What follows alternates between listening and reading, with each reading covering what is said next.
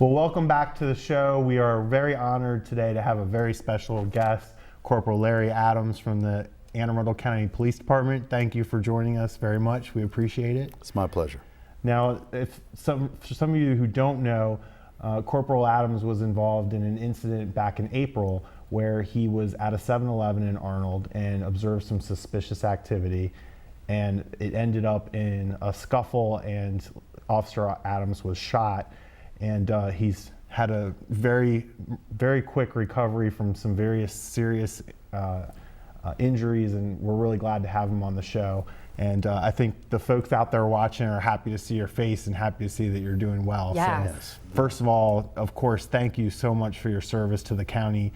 You paid a big price and you did it to keep people safe. So we really appreciate that very much. Not a problem. It's my pleasure. It is my pleasure. So tell us a little bit about when you woke up in the hospital and the doctors were talking to you. I imagine you weren't gathering too much, but what were they telling you? Well, they eventually found out. I mean, yeah, that I was shot, and it was shot in the neck. But I look at it even from then that okay, I'm alive. I'm here, and I knew. I've had instances like this happen before. Yes, never been shot before, but I've had my fair share of injuries. And I know I do recover. Yes, I'm older now. It takes a little bit longer, but I did say I'll be back by October.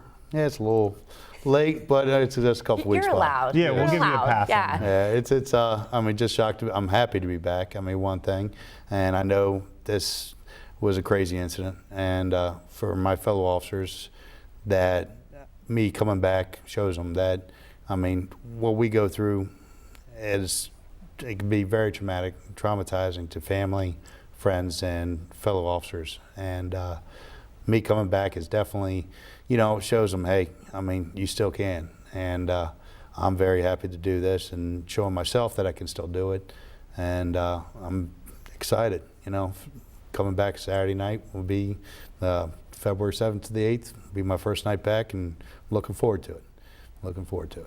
I think you've been so remarkably positive throughout your experience with rehab and getting back to the office.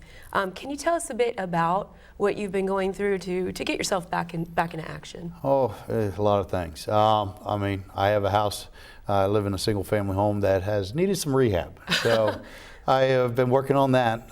Rehab with rehab. Yes. And, That your rehab is. Did your wife have anything to do with that? This could be an HGTV special, Yes. Get some secrets from you. Oh, it's amazing. I mean, yes, the doctors did call me thick-headedness, and I guess that's what happened. And for my recovery, once I've been able to get out of bed and everything, I was like, well, I'm not going to be one to sit around. I will move forward, and I know that I can return and recover, and I will get better. Just will take time. I knew it was going to take time, and I had to have a lot of patience. And working on my house as I had has also helped access and speed up my recovery, because as my doctor was saying, that I probably wouldn't see work for another year at the time. But with me showing them, I said, no, I've been hurt before. I know I can recover, and I will.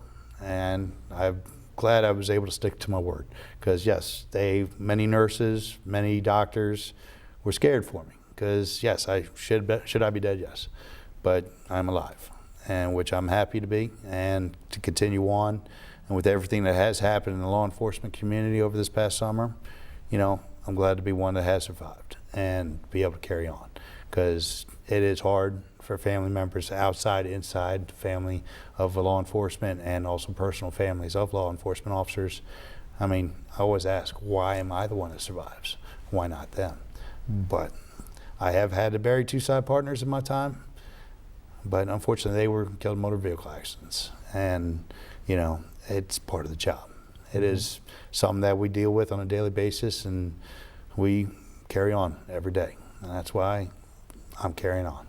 I'm doing my job. I'm coming back. I've seen many coworkers, and every one of them just shocked. I mean, from the higher ranks to my fellow side partners. They're just, how can you do this? I was like, it's me. It's just me. Well, I can remember over the summer, I'm trying to remember exactly when it was when the new Eastern District Police Station opened. It was really hot, Yes. so it had to be July. Yes. Because it was super hot. And you and 2 other officers were sitting up there, and I didn't recognize you at the time, and nobody gave me a heads up. And then after you guys hoisted the flag, did a flag ceremony, they said who you are, and I could not believe that you were there. Yes. What was that moment like for you? It was definitely, it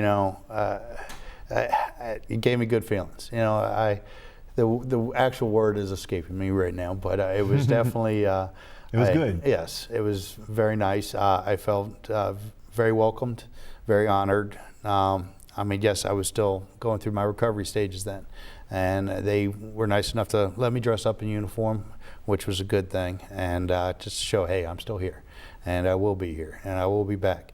And out of my 16 years of combined police experience, it's the first station that I got to work in that was brand new, and I still haven't worked in it yet, because I haven't been back officially yet.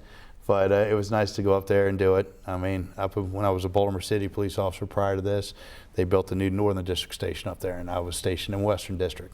We have not the oldest station in the books, but it was definitely an old building.